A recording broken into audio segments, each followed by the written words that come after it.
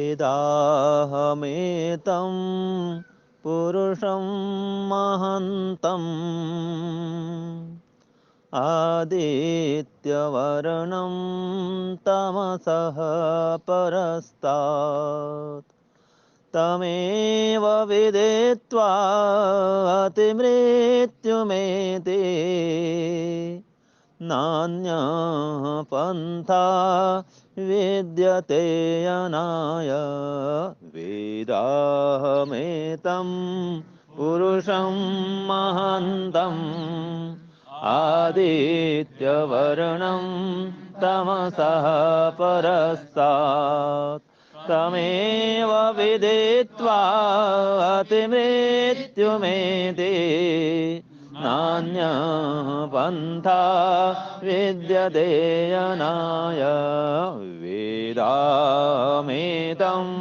पुरुषं महन्तम् आदित्यवर्णं तमसः परस्तात् तमेव विदित्वा अतिमृत्युमेते नान्यः पन्था विद्यते अनाय नान्यः पन्था विद्यते अनाय।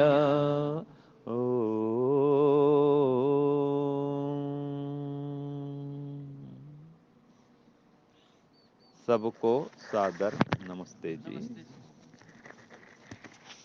परम पिता परमात्मा की असीम अनुकंपा से हमें यह मानव का चोला प्राप्त हुआ है और यह हमारे ही पुण्य कर्मों का फल है। परमात्मा ने कृपा की है, हमें यह शरीर दिया है, लेकिन निःशुल्क मुफ्त में फ्री में ये शरीर नहीं दिया है। इसके बदले में हमने बहुत अधिक पुण्य किया है। अन्यथा कितने पशु पक्षी हैं, ये जीव जंतु पेड़ पौधे, ये सब तो मनुष्य नहीं बने। हम क्यों मनुष्य बने? क्योंकि हमने कुछ विशेष पुण्य किया था। हमारा पाप कम रहा और पुण्य ज्यादा हुआ, तब जा करके हमको ये मानव का शरीर मिला। अब इस शरीर को प्राप्त करके यदि हम इसका पर्याप्त सदुपयोग न करें, यदि हम इसका पूरा पूरा लाभ न उठाएं, तो बताइए ये सामान्य पशु पक्षियों में और हमारे में क्या अंतर रहा? कोई अंतर नहीं रहा। तो अगर इसका पर्याप्त लाभ लेना हो तो इसका एक ही उपाय है कि हम ईश्वर की ओर बढ़ें, ईश्वर को जानें, ईश्वर का साक्षात्कार करें। क्योंकि ये काम केवल मनुष्य ही कर सकता है। मनुष्य जीवन के अतिरिक्त और किसी भी जीवन में ये संभव नहीं है। तो केवल और केवल मनुष्य चोला ऐसा है जिसमें हम ईश्वर का साक्षात्कार कर सकते हैं और जन्म और मरण के बंधन से छूट करके उसके परम पद को, मोक्ष पद को प्राप्त कर सकते हैं। अब आप अपना अपना निरीक्षण करिए, ये उपदेश पर मत जाइए। अभी मैं उपदेश नहीं कर रहा हूं, ये आत्मनिरीक्षण करिए आप कि क्या मैं अपने जीवन को उस लक्ष्य की ओर ले के जा रहा हूं। उपदेश पर किंचित भी मत जाइए, अपने जीवन को देखिए कि आप इस शरीर में क्यों आए, ये संसार में क्यों आए, और जिस काम को करने के लिए आए थे क्या उस काम के लिए मैं पर्याप्त पुरुषार्थ कर रहा हूं। देखिए, दूसरी बात, आप भी आज की बात कर रहा हूं मैं, आज ही समाधि लगा सकते हैं। क्योंकि समाधि लगाने के लिए कोई बंदर समर्थ नहीं है, ठीक है, और जितने मनुष्य हैं जो नास्तिक हैं वो समर्थ नहीं है। आप ही समर्थ हैं जो कि ईश्वर के सच्चे स्वरूप को जान चुके हैं, शब्द रूप में जान चुके हैं।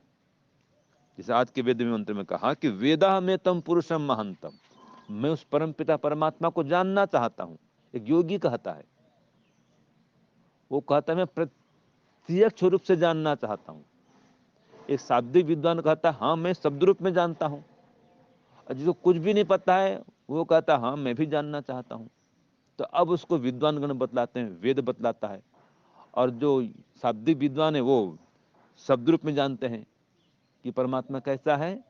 वेदा में तम पुरुषम महानतम, वो परम पुरुष है, महान पुरुष है। आदित्य वर्णम, ये सूर्य है ना, सूर्य, इसका नाम आदित्य है, तो आदित्य वर्ण का है। तो इसका मतलब भौतिक प्रकाश नहीं, उसमें ज्ञान का प्रकाश है। परमात्मा ज्ञान स्वरूप है। तमसा परस्तात्, अज्ञान अविद्या से परे है। तम एव विदित्वा अति मृत्यु में, उस परमात्मा को जान करके ही हम मृत्यु आदि समस्त बंधनों से, दुखों से छूट सकते हैं। नान्य पंथा विद्यते अयनाय, और कोई रास्ता है ही नहीं, और कोई मार्ग है ही नहीं। तो अब आप विचार करिए, अब आपने शब्द रूप में जान लिया कि परमात्मा परम पुरुष हैं। अच्छा, ये भी आपने सुना पढ़ा है कि परमात्मा आकाशमान सर्वत्र व्याप्त हैं, ओम खम ब्रह्म, है ना, परमात्मा आकाशमान सर्वत्र व्याप्त हैं। तो ये जो शास्त्र में लिखा है, वेद में लिखा है, ये काल्पनिक बात है या सच्चाई इसमें है? सच्चाई है ना भाई, ये सत्य है। क्योंकि वेद कभी अनर्थक उपदेश नहीं करता है। सांख्य में एक सूत्र आता है, वेद में कोई भी उपदेश अनर्थक नहीं हुआ है, असंभव उपदेश, असत्य उपदेश नहीं होता है। जो सार्थक है, सही है, जिसको हम कर सकते हैं, जिसको हम अनुभव में ला सकते हैं, वही उपदेश वेद में है। तो ईश्वर आकाश में सर्वत्र व्याप्त है, हम उसको अनुभव कर सकते हैं। तो क्या हम जब ध्यान करने बैठते हैं तो भी आपने सोचा ये कि हे परमात्मा, आज तो मैं आपके स्वरूप का साक्षात्कार करने के लिए ही बैठ रहा हूं। बताओ कि आज मुझे आपकी अनुभूति करनी है। ये संकल्प करके या सोच करके विचार करके कभी आप बैठे हैं आज तक? क्यों जी, क्या नाम भूल गया आपका? आलोक जी। कोई आप में से ऐसा विचार करता है? हाँ जी, आजकल करते हैं ना। तो ये संभव है। जब आप पात्र हो जाएंगे, परमात्मा आपकी मनोकामना को पूर्ण कर देगा। पहले तो हम ऐसे मानते हैं कि ये समाधि लगाना बहुत कठिन काम है, हम कैसे लगाएंगे, और ये तो असंभव काम है। और खासकर जो गृहस्थी आप लोग आए हैं, गृहस्थी है, वानप्रस्थी, वो क्या समझते हैं हमारे बस की बात नहीं है ये। माने पहले ही हिम्मत हार लेते हैं, हथियार पहले ही डाल देते हैं कि हमारा काम थोड़ा ये सन्यासियों का है, विद्वानों का, योगियों का है। तो ऐसा नहीं है। हर व्यक्ति ईश्वर का पुत्र है। श्रीमंतु सर्वे अमृतस्य पुत्राः, कि सभी अमृत पुत्र सुनो, ईश्वर कहते हैं। और क्या कहते हैं वो? अपनी ओर से कहता हूं मैं, है तो उनकी ही बात है कि मैं अपने शब्दों में कर रहा हूं कि तुम मुझको जानो, मुझको जानने में ही तुम्हारे जीवन की सफलता है। और आप, तुम मुझको जान सकते हो, ईश्वर कह रहा है कि तुम मुझको जान सकते हो, प्राप्त कर सकते हो, भले आप गृहस्थ में हो लेकिन मुझको जान सकते हो। अनुमान से जो अनुमान कर सकते हो, जान कर सकते हो, मतलब अनुभव कर सकते हो। और वानप्रस्थी बनेंगे, फिर सन्यासी बनेंगे, और समाधि भी लगाएंगे। तो गृहस्थ से ही आपको तैयारी करनी पड़ेगी। जो ब्रह्मचारी है, इसी अवस्था से आपको तैयारी करनी पड़ेगी। हाँ मैं ब्रह्मचारी हूं, लेकिन मैं परमात्मा को जान सकता हूं, और समाधि भी लगा सकता हूं। समाधि माने क्या है जी? समाधि माने है क्या? योग चित्तवृत्त निरोध, यही समाधि है। उसके भाषा में आया है योग समाधि। चित्त की स्थिरता का नाम ही तो समाधि है। आपने सही कहा, चित्त को समाहित करना ही समाधि है। तो कौन से चित्त को? जो चित्त जड़ है भाई, मन, उसका ही नाम तो चित्त है। तो मन को संसार के विचारों से हटाओ, एक भी विचार मन में न आने पाए। तदेव अर्थमात्र निर्भासम स्वरूप शून्य समाधि, कि वही परमात्मा के मन मस्तिष्क में चिंतन चलता रहे, चिंतन चलता रहे, ध्यान हो रहा है। ठीक है, वो ध्यान इस समाधि में बदल जाता है जब उसकी अनुभूति हो जाती है। जैसे कि अब आप ये स्थल को नहीं देखे हैं, या इस स्थल में प्रथम बार कोई आप में से आया है? आप ये प्रथम बार आए हैं, है ना? तो प्रथम बार आए हैं, तो जब इसको नहीं देखा था आपने, तो मन में खुश था ना भाई कि कैसे जाएंगे कैसे जाएंगे, एक जिज्ञासा भी थी, है ना? तो जब इसके विषय में सोच रहे थे, ढूंढ रहे थे, अथवा अथवा जो चालक है उसको पता नहीं रास्ता खोज रहा है, तो जो ढूंढ मची है मन में भी, आप सोच रहे हैं, कल्पना करना कर रहे हैं, सोच रहे हैं, तो ये जो खोज है ना, चिंतन कर रहे हैं इसके विषय में, यही ध्यान है। ये इस रिसोर्ट का ध्यान कर रहे थे जहाँ पर शिविर लगाइए, और जब यहाँ पहुंच गए, देख लिए, इसका हो गया साक्षात्कार। यही समाधि है। समाधि माने प्राप्ति, समाधि माने अनुभूति। और ईश्वर की अनुभूति कैसी होगी? यही तो होगी अनुभूति। अनुभूति ऐसी तो होगी कि हे परमात्मा, आप आकाश में सर्वत्र व्याप्त हैं। गुण से गुणी का ज्ञान होता है, ये सिद्धांत पकड़ लीजिए आप। जब भी ईश्वर का साक्षात्कार होगा, कोई रूप से तो होगा नहीं, न कोई आकार से होगा, न उसको पकड़ सकते हैं। नैन देवा आपनुवन पूर्वमर्शत, वो परम पिता परमात्मा को ये देवा माने इंद्रियां प्राप्त नहीं कर सकती हैं। ये पूर्व काल के ऋषियों का अनुभव है। वो आता है ना, अग्नि पूर्व भी ऋषि भी ईड्यो नूतने रुत, कि प्राचीन काल के ऋषि भी आज के ऋषि भी यही तो अनुभव करते हैं। ऋषि माने विद्वान। जो पहले ऋषि हुए थे वो तो ऋषि मंत्र दृष्टा रहा, उसकी बात है। आज के विद्वान ऋषि नहीं है लेकिन विद्वान तो है, तो ये भी अनुभव कर रहे हैं कि परमात्मा आकाशमान सर्वत्र व्याप्त है। शब्द रूप में जानते हैं, जिसका भी समाधि नहीं लगा है। तो ये यही जो शब्द ज्ञान है, समाधि में भी यही प्रत्यक्ष होगा कि हे परमात्मा, आप मेरे चारों ओर व्याप्त हैं। जैसे हम आपको देख रहे हैं, आप हमको देख रहे हैं, ऐसे ही परमात्मा हमको देख रहा है। हम इसके साथ, हम सब के साथ परमात्मा यहाँ बैठे हुए हैं कि हे परमात्मा, आप भी यहाँ पर बैठे हैं। साक्षात अभी आप हैं, निश्चित रूप से हैं, बस हम आपको आंख से देख नहीं पा रहे हैं, लेकिन नहीं देखते हुए भी देख रहे हैं। कैसे देख रहे हैं? देखो, जो सामने होता है वो दिखता है ना जी। क्यों दिखता है? उसमें रूप होता है। अब रूप है तब तो दिखे। अगर रूप नहीं है और फिर भी सामने है, तो केवल उसको रूप से नहीं देख पा रहे हैं, लेकिन चूंकि सामने परमात्मा है, अगर आपने अनुभव कर लिया तो न देखते भी आंख से अंदर से देख रहे हैं। देखना माने अनुभव करना, क्योंकि जो सामने है उसको देखते हैं। अच्छा, ये सामने मेरे पुस्तक है, इसको मैं देख रहा हूँ ना, इसको छू भी रहा हूँ, सामने तो छू रहा हूँ ना जी इसको। तो यहाँ पर सामने परमात्मा है कि नहीं, बताइए? यहाँ सामने परमात्मा है कि नहीं है? है ना? मैं किसको छू रहा हूँ? छू रहा हूँ परमात्मा को, लेकिन उनमें स्पर्श गुण नहीं है, इसलिए ऐसा छूना नहीं हो पा रहा है। नहीं तो मेरा हाथ परमात्मा में घूम रहा है। ये सत्य है कि नहीं, बताइए? है, ये अटूट सत्य है कि मेरा हाथ परमात्मा में ही चल रहा है।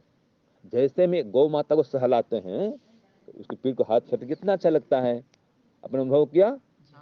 बस जैसे हम परमात्मा को सहला रहे हैं, करके देखिए, करिए, ऐसे करिए। जैसे हम गौ माता को सहलाते हैं, ऐसे ये परमात्मा को सहला रहे हैं। अनुभव तो करके देखिए, मन में कल्पना तो करिए, देखो आपको लग रहा है। जिसका अंतःकरण जितना पवित्र होगा, ये भी याद रखिए, जिसकी अनुभूति जितनी ज्यादा होगी, जिस पर परमात्मा की जितनी अधिक कृपा होगी, वो ऐसा अनुभव कर सकता है कि हे परमात्मा, आपको छू रहा हूं। और ये सत्य है। ये बस खाली स्पर्श नहीं हो रहा, इतना अंतर है। ये परमात्मा का प्रत्यक्ष है कि हे परमात्मा, आप मेरे चारों ओर व्याप्त हैं, मैं आपके अंदर व्याप्त हूं। बस यही अनुभूति समाधि में होगी, दूसरा कोई अनुभव नहीं होगा। और हाँ, ये तो व्यापकता के बता दिया। जो इस गुण से करेगा उसको इस गुण से अनुभव होगा। जो अनुभव करेगा कि या ध्यान करेगा कि हे परमात्मा, आप आनंद स्वरूप हैं, मेरे चारों आनंद से व्याप्त हैं, तो उसको उस रूप में परमात्मा का बोध होगा। माने जिस भी गुण से आप परमात्मा का चिंतन करेंगे, ध्यान करेंगे, उसी गुण का आपको बोध होगा, उसी गुण से आपका साक्षात्कार होगा। गुण से गुण का ज्ञान होता है, ये सिद्धांत है। रात के अंधेरे में भी आप रसगुल्ला खाएंगे, उसको छू भी नहीं रहे हैं, हाथ से देख भी नहीं रहे हैं, और किसी ने आपके मुंह में रसगुल्ला डाल दिया, तो आप खाएंगे उसको, तो बताओ उसका स्वाद आपको मिलेगा ना जी? न अपने देखा है न छुआ है, लेकिन अनुभव तो हो रहा है ना, है कि नहीं है? बस यही बात है कि परमात्मा को न देखते हुए भी न छूते हुए भी, जैसे अंधकार में रसगुल्ला खाते हैं उसका आनंद आता है, वैसे ही परमात्मा को न देखते हुए न जानते हुए उसका आनंद आएगा। और कई बार तो मैं भी और विद्वानगण भी अपने आप हंस पड़ते हैं। हाँ, आपने अनुभव सुना भी होगा विद्वानों से, अंदर में एक मुस्कुराहट, हंसी आ जाती है, अंदर अंदर बात भी करते हैं, ईश्वर से साक्षात बात करते हैं कि परमात्मा कैसे दिया, कैसे मैं आपको प्राप्त करूं, आप ही उसका उपाय बताइए। आपने भावना सरोवर ग्रंथ पढ़ा होगा ना जी, उसमें खेल शैली कैसी है, ईश्वर से बात करने की शैली है ना, देखना आप। मैंने भी एक ग्रंथ लिखा है साम अथवा वेद शतक, वहां भी ये प्रार्थना शैली है, ईश्वर से बात करने की शैली है। विनय लिखा है मैंने भी उसमें, चारों वेदों 100 मंत्र का अर्थ हमने भी किया है, विनय रूप में किया है। हाँ, ऋग यजुर शतक भी हमने किया है। तो प्रार्थना शैली उसमें ईश्वर से बातचीत करने की शैली है, और ये ज्ञान भी ईश्वर देता है। ठीक है जी। तो आप जो ईश्वर का अनुभव करेंगे कि हे परमात्मा आप मेरे चारों ओर व्याप्त हैं, बस अभी हैं, निश्चित रूप से, इसमें कोई संदेह नहीं है, फिर आपका स्वतः मन पुलकित हो जाएगा, आनंदित हो जाएगा, हर्षित हो जाएगा। क्योंकि देखो उसमें कोई दुख नहीं है, ईश्वर में उसके पास कोई कष्ट क्लेश है ही नहीं। तो जब आप उससे जुड़ जाएंगे तो स्वतः आप ये समस्त क्लेश से, कष्ट से छूट जाएंगे। और मोक्ष कैसे होगा आपको ये बता दूं, जहां तक मैं अनुभव क्या हूं, पहुंचा हूं और मेरा चिंतन है, वो कैसे होगा मोक्ष। वो ऐसे होगा जी, संसार से आपकी आसक्ति मिट जाएगी, है ना, सारे क्लेश दग्धबीज हो जाएंगे। अब क्लेश दग्धबीज कैसे होगा, लोग प्रश्न पूछते हैं कि इन क्लेशों को हम दग्धबीज कैसे करेंगे। तो सीधा सा उपाय, सीधा गणित इसमें है। देखो, जिसको रसमलाई खाने को मिल रहा है, रसमलाई रसगुल्ला खाने को मिल रहा है, ठीक है, और पूरी सब्जी भी है, मान लीजिए नमकीन भी है, भात दाल भी है, सब कुछ थाली में सजी हुई है, भूख भी लगी है, शरीर स्वस्थ है, डायबिटीज भी नहीं है, सब कुछ खा सकता है। तो वो उस चीज को खाएगा, या कहीं पर वो सूखा लाई बोलते हैं, धानी बोलते, हाँ बोलते गुजरात में धानी, चना मुरमुरा सामान्य, एक खील, खील लाजा बोलते हैं हिंदी में, लाजा खील। तो उसमें ना गुड़ है, ना शक्कर है, ना नमकीन हो, ना पॉपकॉर्न, ऐसा कुछ भी नहीं है जी, नमकीन भी नहीं है। तो बताओ, एक प्लेट में वो रख दिया जाए, सूखा ममरा, मुरमुरे बोलते हैं साउथ में, या उत्तर में बोलते हैं मुरमुरे बोलते हैं, हाँ चिवड़ा बोलते हैं, मुरमुरा बोलते हैं, चिवड़ा वो पोहे, सूखा पोहा रखा हुआ है जी, उसमें कुछ भी नहीं है। तो एक प्लेट में वो रखा हुआ है, और एक प्लेट में भात दाल सब्जी कटोरी में सब युक्त है। अब आप किसको खाएंगे? जिसको ये खाने को मिल रहा है, अनुभव करिए, आपके सामने दाल चावल रोटी सब्जी सब कुछ, मिठाई भी है, और एक तरफ जो सूखा चिवड़ा कहो कि पोहे कहो कि मुरमुरे कहो कि ममरा कहो कि मुर्रा कहो, मूढ़ी कहो, कई नाम इसके हैं, मुरमुरे ममरे आदि के, और सारे भारत में चलता है ये जी। ये ममरा मुरमुरा चिवड़ा पोहे ये सब भारत में चलता है। यहाँ तक प्लेन के अंदर बिकता है ये मुरमुरे, 150 रुपया मिलता है इतना पेड़ का, 150 रुपया, बताओ, वहां भी खाते हैं। ठीक है जी। तो एक साइड में तो न सेव है, न उसमें नमकीन, कुछ भी नहीं, केवल और केवल वो मुरमुरा, बस मुरमुरा है। तो ये प्लेट में रखा है, बताओ ये खाओगे कि पूरा जिसमें कि भात दाल सब्जी चटनी पापड़ सब कुछ वो खाओगे, बताओ, ये वाले खाएंगे। अब जिसको ये खाने को मिल रहा है, रखा हुआ है, साक्षात भोजन कर रहा, अब ये इसको क्यों खाएगा, ये वो खाएगा। लेकिन जिसके पास नहीं है ये भात दाल सब्जी रोटी, वो तो मुमरा भी खाएगा, भाई भूख तो लगी है। लेकिन आप भी अनुभव के होंगे, भूख लगने पर कुछ भी मिल जाए उसको व्यक्ति खा लेता है, और उसका भी स्वाद आता है उसको। मंदिर में कुछ स्वाद नहीं तो भी आप भूख में खाओ, उसमें आपको स्वाद मिलेगा, आप देख लेना। तो यही बात है, जीवात्मा पास अपना आनंद तो है नहीं, सुख तो इसको सुख चाहिए। अब वो परमात्मा को सुख नहीं मिल रहा, तो चलो संसार सुख लो, जबकि संसार सुख कैसा, ये सूखा मरमरा का सुख है, सूखा ममरा का ही सुख है। और जो परमात्मा सुख है वो रसमलाई है, व्यंजन सब कुछ टिप टाप सुख है, वो है। अब जो वो परमात्मा का आनंद मिल जाता है, तो फिर व्यक्ति इस ओर आसक्त नहीं होता। तो क्लेश दुख कैसे होंगे? जब उससे संबंध जुड़ जाता है, उसका आनंद का पान होता है, तो स्वतः संसार से जो सुख लेने की प्रवृत्ति है वो मिट जाती है। इससे आनंद लेने का भाव फिर आता ही नहीं है, वो तुच्छ लगता है। वो अब उस और प्रवृत्ति होगी ही नहीं। कोई कितना ही खिलाए कि ले भाई खा ले, वो नहीं खाने वाला है, बस उस पर अच्छा भोजन है वो। तो जब परमात्मा का आनंद मिल जाता है, उसके आनंद में जो मग्न होता है, उसको फिर ये सुख फिर तुच्छ लगता है। तो उसमें फिर रुचि होती नहीं है, फिर उसमें थोड़ी भी आसक्ति नहीं रहेगी। बस तो जो राग है ये तो क्लेश है। राग माने क्या है? सुख और सुखदायी पदार्थ में आसक्ति। बस ये खत्म हुआ, दर्द वही तो हुआ। तो ये समाधि लगाने संभव है। और समाधि माने अनुभूति, बता दिया मैं आपको। तो आप बार बार चिंतन करेंगे, ध्यान करेंगे, और वेदांत वेदांत में सूत्र भी आता है कि अनेक गुणों से परमात्मा चिंतन किया जा सकता है। परमात्मा एक ही होगा, एक ही परमात्मा का अनेक गुण से चिंतन होता है, और जिस जिस गुण से चिंतन करेंगे उस गुण से आप उसका संस्कार कर सकते हैं। अब उसका अनुभव हो गया तो संसार से शक्ति मिट गई, बस आपको मुक्त हो जाएगा, आपका अगला जन्म नहीं होगा फिर। ये आसक्ति संसार में दुख का कारण है। आसक्ति क्या है? पद का, पैसे का, प्रतिष्ठा का, मान का, सम्मान, बस यही चाहिए, ये छूटता नहीं है। अब परमात्मा की ओर बढ़ना, ये पद, प्रतिष्ठा, पैसा, मान, सम्मान, इससे ऊपर उठना पड़ेगा। ये पुत्रेष्णा, वित्तेष्णा, लोकेष्णा, इससे ऊपर उठना पड़ेगा। बस ये बाधक तत्व है।